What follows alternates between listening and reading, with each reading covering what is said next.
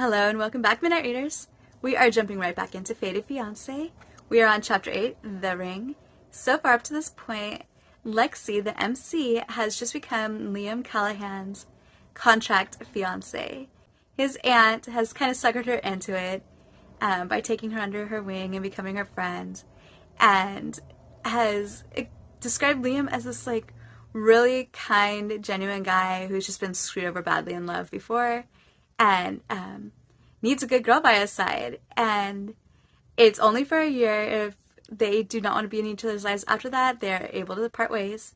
However, the point of Liam needing a fiance is to prove that he could be a family man, so that the other business partners, the wealthy older men, will do business with him, seeing that. So that's the kind of persona they're trying to establish. So Lexi has just moved in with Liam, and he is being super cold to her.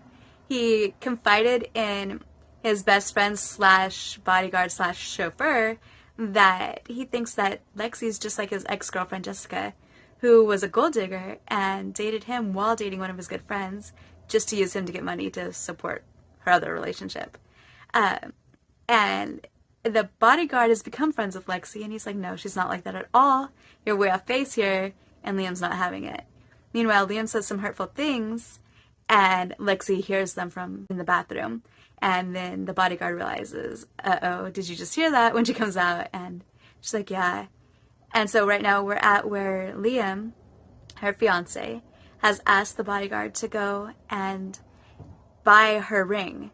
He has to go pick out a ring for her, and he's like, isn't that a personal thing? Shouldn't you have done it? And he's like, no, this isn't a real relationship anyways, so no, just go do it. And yeah, that's where we're at. So now here we are, Chapter 8, The Ring. Here we go. The next day, Rich was waiting just steps away from my office door when I got off work. Not so tough without your little boyfriend, huh? Now you ready to be a good girl? I felt a whiff of relief as I saw Kev jogging up behind him.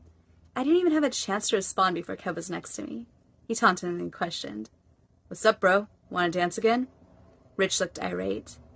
"If this wasn't my workplace, I'd kick your ass right here." "Oh yeah? Like you tried to yesterday? And last time I checked, this is her workplace, not yours. Don't you work a few buildings down?" Kev fired back. "You know what? Screw you!" Rich said as he turned and walked away, muttering to himself. What would I do without my hero?" I asked playfully. Kev blushed. Back at the house, Kev and I trained for close to an hour before an alarm went off on his phone. "Gotta go pick up Liam. See you in a bit," he said before heading out. I took a shower and changed quickly this time. I hadn't seen Liam in the morning, as he had left before I woke up, and I wanted him to have to see me, to be reminded that I wasn't going anywhere. I was sitting at the bar when they arrived back. It took all I had, yet I managed to put on a smile and greet them. "Oh, come here. I want to show you something," Kev said, motioning for Liam to follow. Their backs were to me, but through the gap between them, I could see that Kev pulled out a little black box. My heart sank. I knew it had to be a ring. I had secretly been hoping that Liam would have had a change of heart and decided to choose one himself. I knew it was naive, as this wasn't a real engagement. However, I had hoped nonetheless. "Looks good. Go ahead, give it to her," Liam said, turning to grab a drink from the fridge. "Don't you think you should at least do that?" Kev questioned in a hushed voice. "No, you picked it out. Might as well give it to her, too," Liam responded, almost sounding bitter, which made no sense, as he was the one who had told Kev to get it. "Did you talk to May yet?" Kev questioned in almost an accusing tone. "Not yet. You take care of this and I'll go give her a call. I need to find out the details for Friday's event anyway." Kev's eyes rested on me. "Hey, I'm trying to help the best I can," he said with a little shrug. "This might cheer you up. I picked you out something pretty and shiny," he said with a smile as he opened the ring box. The ring was exquisite. Kev had remarkable taste, and it fit perfectly as he slid it on my finger. "Thanks," I said with a smile while admiring the beauty of the ring. "I thought that might cheer you up," he said, giving me a little squeeze. I loved the ring. However, it did anything but cheer me up. We heard Liam on the phone and knew he must have called Aunt May. Kev and I got dinner ready and waited a long while for Liam to return. Finally, Kev went and knocked on Liam's door to see if he'd be joining us. Kev returned solo after a few moments. "I don't think he'll be having dinner tonight," he said with a strange look on his face. "Why not? Is everything okay?" I questioned. "I'm not sure," he replied. After cleaning up dinner together, I walked Kev to the door and told him goodnight.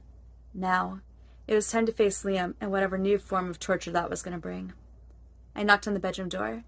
When I didn't get a response, I slowly opened it and walked in. Liam was sitting at the end of the bed. When he looked up at me, I noticed his eyes were red and he looked upset. "Everything okay?" I asked, figuring he most likely would ignore me, leaving us in awkward silence the remainder of the night. I was surprised when he responded. "No." "Do you want to talk about it?" I asked, not really sure what else to say. There it was, the awkward silence I had been anticipating.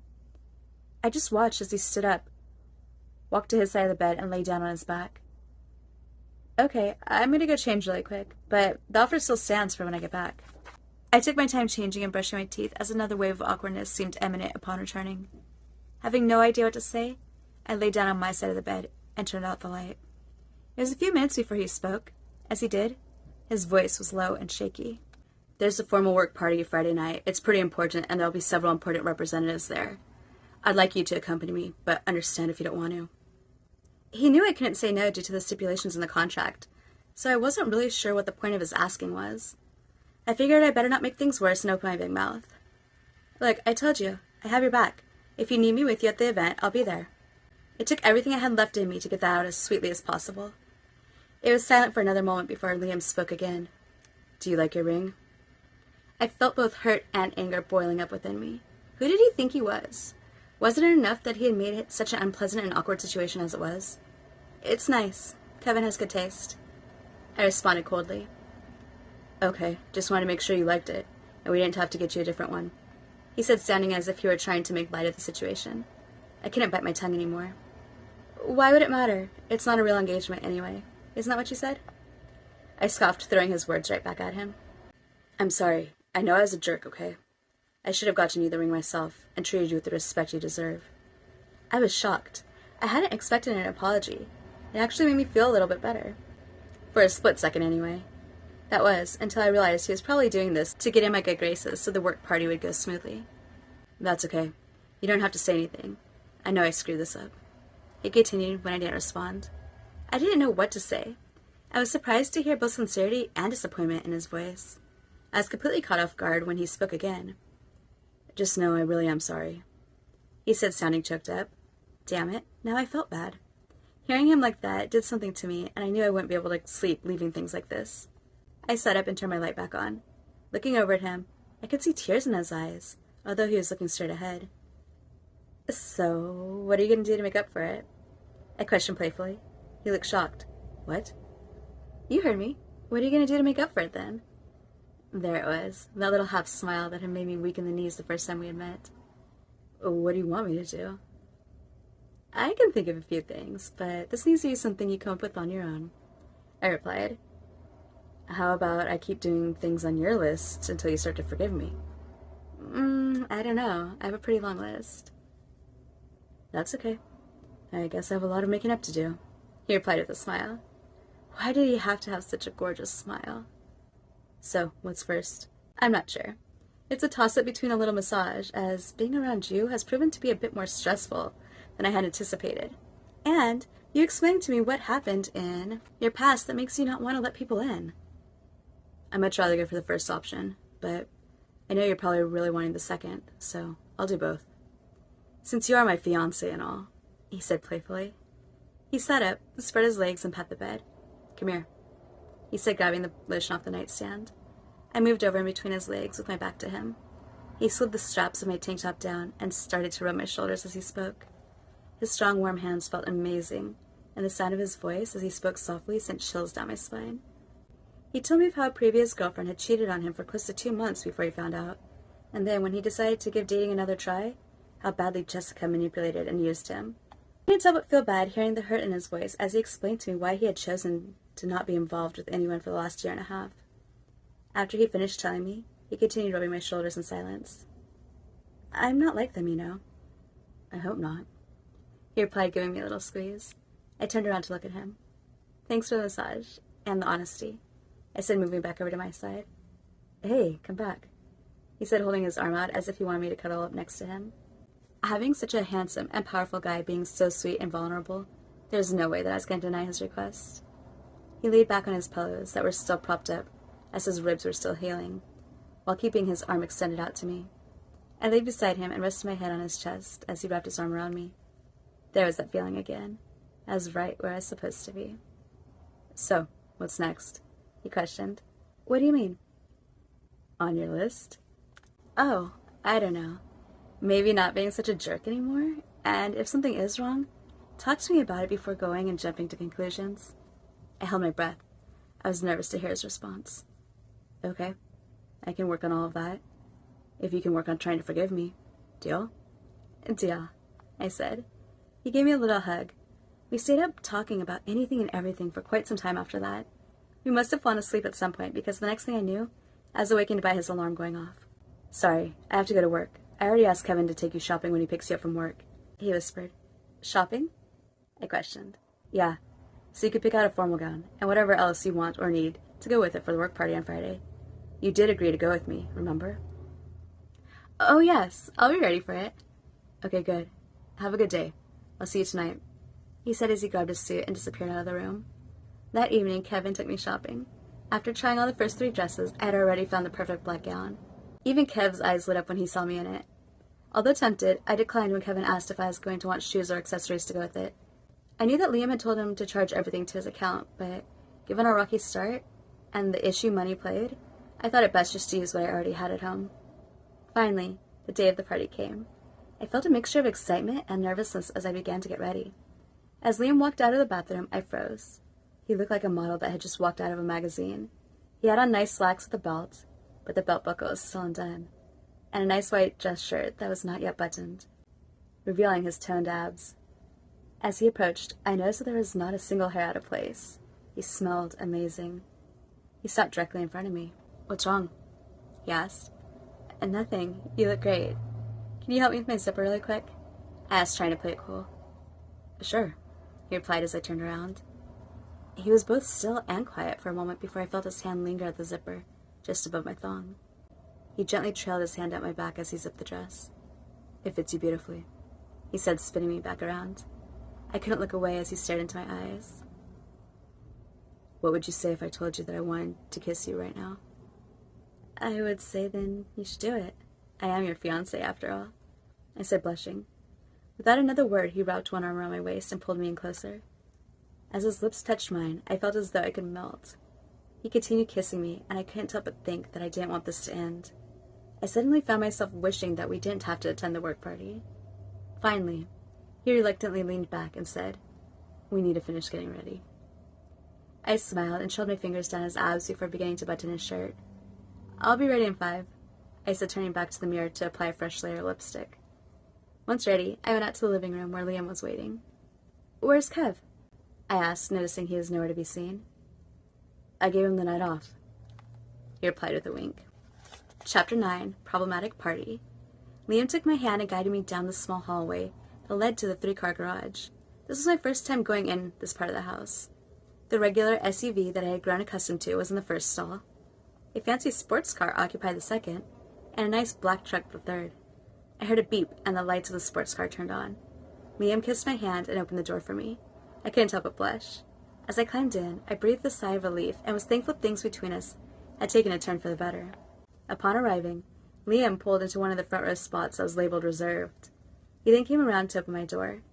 "What a gentleman," I thought to myself. "You ready?" he asked, taking my hand in his. I nodded. We walked hand in hand, stopping at the coat check before heading into the main entryway. Liam's grip on my hand tightened slightly. I noticed a strange look on his face. "Everything okay?" "I think this may be a mistake. Wait for me over by the bar and I'll come get you in a little bit," he replied, letting go of my hand. His words hit me like a brick wall, and I watched speechlessly as he approached and greeted several men in suits. As I walked towards the bar, I couldn't get what he had said out of my head. What was he referring to as the mistake? Bringing me to the party? Or the whole engagement? As I stood by the bar sipping on my drink, I was approached by a familiar face. It was the old man I had met outside the building the day I dropped off the contract to Aunt May. "I recognize that smile," he bellowed as he approached. "I don't believe I caught your name during our last encounter." "Oh, I'm Lexi," I said, sticking my hand out to shake his. "Well, nice to formally meet you, Lexi. I'm James." "And nice to meet you too, James." "Now tell me, what kind of fool would leave a pretty young lady such as yourself standing over here all alone?" I laughed. Oh, that would be a very busy fool that, I think, was attempting to spare me all the politics of business. Liam Callahan, my fiance? The old man raised a brow. Your fiance, you say? Yes, sir. I responded with a little smile. Well, hopefully Mr. Callahan doesn't mind me stealing his fiancée for a bit. Come on, I have some people I'd like to introduce you to, he said, linking his arm with mine.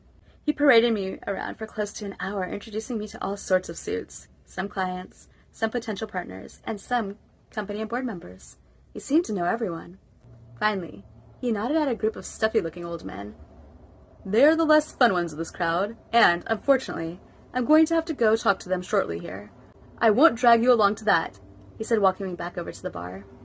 I could see the back of Liam from across the crowd. It didn't look like he'd be coming to rescue me anytime soon.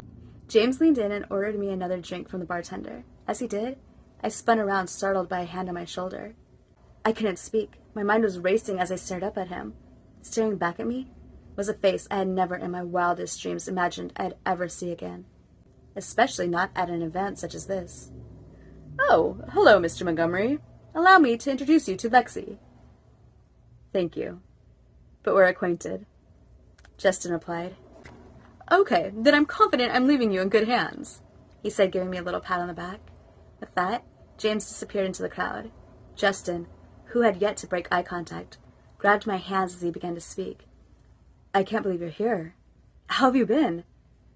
I was still speechless, trying to wrap my head around the fact that the first guy that I'd ever fallen for, the same one who was the cause for my trust issues in men, was standing right in front of me now. I understand if you don't want to talk to me, he was starting to say when I remembered that this was an important event for Liam. And no, it's fine. That all was a long time ago. I've been good. How about yourself? Well, just know that I was young and stupid back then. I truly am sorry for how everything went down all that time ago. It's a mistake I regretted for a long time. I wasn't sure how to respond. I had waited so long to hear those words. As I went to move, I realized he was still holding my hands. Just then, a firm hand grabbed my shoulder, and a low voice was in my ear. It's time to go, Liam said, pulling me away from Justin and out through the crowd. He dragged me all the way to the coat check before stopping. What's going on? I asked. He didn't respond, but rather collected our coats and continued pulling me along to the car. He opened the door and I climbed in quickly. Just as he began to close the door, I heard Justin call out, Hey man, what's going on? Everything okay? Liam slammed the door and climbed in the driver's side. Justin jogged up towards my window and mouthed, Are you okay? I just stared at him helplessly. I didn't know what was going on or why Liam was acting so erratically. Liam sped out of the parking lot and down the street. I held on nervously. When the car finally came to a stop at a red light, I worked up the courage to speak. What's wrong? He didn't respond. There was nothing but silence for the remainder of the drive. As we parked at the house, he got out and went straight in, leaving me to get out and walk in alone. Once inside, I heard the bathroom door slam. I didn't know what to think. Something was obviously wrong, and I wanted to help, but truth be told, he was scaring me. I decided it'd be best to give him his space for the night, so he could cool down. I tiptoed into the bedroom, grabbed a change of clothes and my pillow, and went to the guest bathroom to get ready for bed. The next morning, I was startled by a knock and Kevin letting himself in. Hey, you didn't sleep out here, did you? Kev asked, seeming shocked to see me. Yeah, last night was interesting, to say the least. I responded, not really sure where to start. So, I'm guessing you guys never made it down to the beach? To the beach? I questioned, not knowing what he was referring to. Yeah, he gave me the night off because he was planning to take you to the beach after the party for a moonlit walk and to give you something. What happened? I have no idea. Everything was great before we left for the party. It was actually better than great. But when we arrived, he told me it was a mistake. Then he told me to wait for him by the bar. An old man took pity on me and paraded me around for close to an hour before I ended up face to face with the guy I told you about, my reason for trust issues. He was apologizing for the past. When Liam came, grabbed me by the arm and literally dragged me out of the party. He sped the whole way back before coming in without me. I tried asking him what was wrong. However, he just ignored me. Honestly, the way he was acting scared me. I thought it best that I kept my distance while he cooled down. Holy crap, I don't even know which part to ask you about first. Wait, you said you came face to face with the guy who did so much damage that it has caused you to question all men until this day? Kevin questioned loudly. Shh, I don't want Liam to know. I think they might know each other, I said, attempting to get him to lower his obviously excited voice. Why? I'm sure Liam could put him in his place for you, Kev joked. I don't know. The whole interaction was strange. Like I said, I think they might have known each other. Oh yeah? What's his name? Justin I was trying to say when Kev cut me off. No way! Justin's our buddy! Wait, he's the one that destroyed your trust? Yes, but that was a long time ago. He almost seemed different now. Like he had finally grown up. Or, at least that's the impression I got in the short time that we spoke. And that's when Liam decided it was time to go? Did he say anything to Justin? No. He just pulled me away. Wait, lift your arm back up? Kev said with what sounded like a sense of urgency mixed with surprise. What? I questioned, surprised by his request. Show me your inner forearm. He continued loudly while reaching for my arm. Confused, I extended my arm. I was shocked to discover that there were 4 light, finger-like bruises. Kev's face turned a shade of red I had never seen on him before. Did Liam do this to you? I don't know. I guess so. It must have happened as we were leaving last night. Wait here. I'm going to talk to him. I had never seen Kevin lose his cool, but he was clearly irate. Kev, wait. I don't want you to make matters worse right now. Let's just leave him alone and go train like we had planned. No, Lexi. What he did and the way he acted isn't okay. I don't know what the hell he was thinking. This needs to be sorted out now, he said, quickly moving past me towards Liam's room. Chapter 10. Liam's point of view. From the other side of the door, Liam had heard everything. He had already been feeling remorseful, but almost couldn't stomach the feeling that overcame him when he learned he had hurt her. There was a knock on the door. Yeah, come in, he said, knowing very well that Kevin was coming to talk to him. What the hell happened last night, man? Last thing you texted me was that it was going great, and you told me all about it tomorrow. Now Lexi's out there confused and shaken up with bruises on her arm? I know. I screwed up. I definitely didn't mean to, or even realize that I hurt her, Liam blurted out, throwing himself back in the chair and rubbing his eyes. He was clearly upset by the situation. So what happened then? Kevin pushed. We were intimate for a moment yesterday, before heading out to the party, and it was then that I realized she had managed to get me to let my guard down. It was the complete opposite of the plan, but I was actually really starting to like her. She looked beautiful, and I was ready to proudly have her on my arm at the party. It wasn't until we got there that I realized we had jumped the gun. If anyone had asked me any personal questions about her, or her about me, it would have been obvious this was a sham. We don't know each other well enough to pull something like that off yet. So, I asked her to wait for me by the bar. It took longer than I had hoped to make my rounds, and then I got caught up with Justin for a few minutes. Just as I was going to tell him I had to go, he started acting strangely and told me he'd be right back. I tried to see what was up, as he seemed hurried as he pushed his way through the crowd. I lost sight of him for a minute, but when I spotted him again, he was across the room. I spotted him just in time to see him smile and nod at Mr. Montague. Mr. Montague walked away, and Justin turned to Lexi. He held both of her hands. As he was talking to her, it looked as though she was staring into his eyes. Something inside me snapped. In my mind, Lexi had known what an important event this was, and there she was, not only flirting with, but holding the hands of the first guy that hit on her. I knew she hadn't been happy that I had left her alone, but I couldn't believe what I was seeing. It felt like Jessica all over again. Then, I grew angry at myself, angry that I had let my guard down, and angry that I had been tricked. I knew I had to get her out of there quickly, and prayed no one had seen her and Justin. I haven't spoken to her since. But, after hearing your conversation out there, I realized just how badly I screwed up. She must hate me. Yeah, you did screw up pretty badly, Kev mumbled, seeming to be deep in thought. But I could see how things came across the way they did to you. I just want to make sure that you do realize that Justin is to her as Jessica is to you. Yeah, I get that now. Just then, there was a knock on the bedroom door. Chapter 11, Photo Shoot. Kevin opened the door. I covered my phone with the hope Aunt May wouldn't hear. It's Aunt May. She says she told you guys that she wanted Liam and me to do a photo shoot today? I told her my head is hurting, I said, motioning to the bruises on my arm. I couldn't help but notice the look on Liam's face before he turned and walked away, slamming the bathroom door shut behind him. She says that she'll postpone with the real photographer, as long as you agree to be our makeshift photographer and take a few shots of us out back on the deck, by the pool, and whatnot. She wants at least a couple intimate-looking ones, I continued, rolling my eyes. Here, let me talk to her, Kevin said, taking my phone.